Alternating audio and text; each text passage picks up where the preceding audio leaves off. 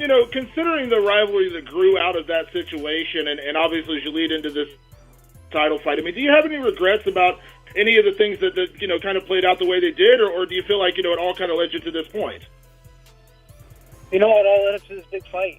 Like Connor said, me and him are the real main event of this card. 70% of the fans want to see our fight more than any other ones on this card. So it all led up to this for a reason. It's building our names. It's building what's going on. It's definitely not how I foreseen it going down, but it all worked out for the reason that it did, and it's going to make the most of it. You kind of answered, but I'll let me answer that for you, Damon. Sorry to overtalk you, Damon. Let me answer that for you. Yes, he regrets it every day of his life, but his ego won't let him admit that. Let's be honest, EJ. I disagree. Okay.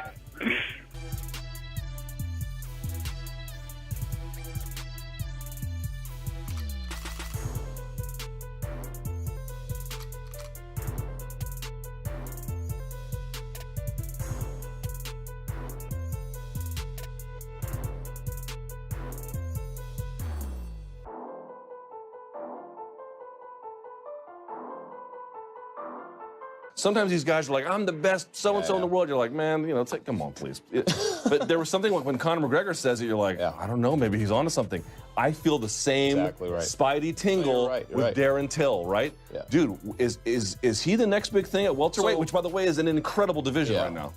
So you watch the way he handled himself during fight week, how he looked in the cage, and then how he handled himself outside afterward, and you think, okay, this is the makings of a star, because he can back it up in there. He can back it up in the cage. He says the things. He plants the things. He's like, I'm a light heavyweight fighting in this division. He's making himself seem Herculean against these guys, and he is. He's a huge hulking figure in the cage. To me, he's doing it exactly right. He's planting exactly how he wants him to be perceived, and he's meeting each spotlight.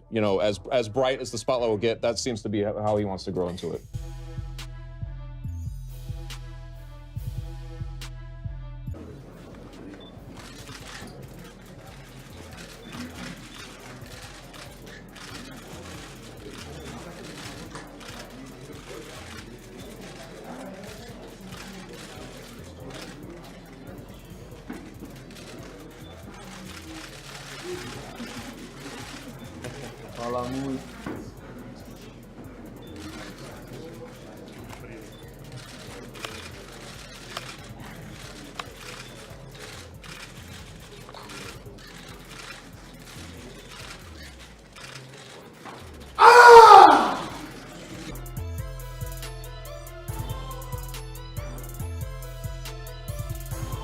Could you ever see a circumstance in which you combined combat sports into a single event where you had, like, a boxing match and then you take up the ring and you lower an octagon, you do it all, couple marquee fights in one night?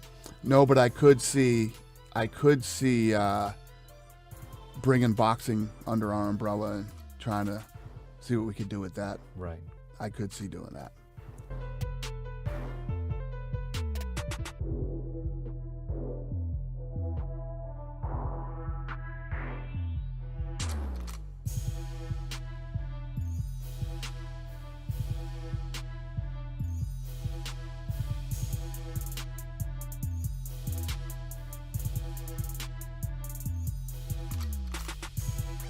Do you feel like if you beat Damian Maia, do you feel like at that point, if you go out there and beat him, that you should separate yourself from the rest of the contenders and you should get that title shot? Yes, I do believe that after I beat Damian Maia, because that's a foregone conclusion. That's the absolute certainty that I'm going to retire Damian Maia on October 28th. I do believe that puts me in elite company as the #1 clear-cut contender. I feel like Robbie Lawler had his shot. He got knocked out quick. He's old guard. He's a thing of the past. He needs to hang it up already. He had his time, but his time has come to an end, and this is my time now. So I do believe that I'm the next clear-cut #1 contender. Stephen Thompson, he already had 2 opportunities at the belt. He couldn't hack. So they need to bring in a killer like me to dethrone Tyron Woodley. That guy needs to be sent to retirement, man. I'm sick of him playing the victim role, acting like, oh, everybody's racist because they don't want to see me fight. No, that's not the case, man. You play it safe. I know his weaknesses. I'm ready to retire Tyron Woodley. So after I beat Damian Maia, Tyron Woodley better be next for me.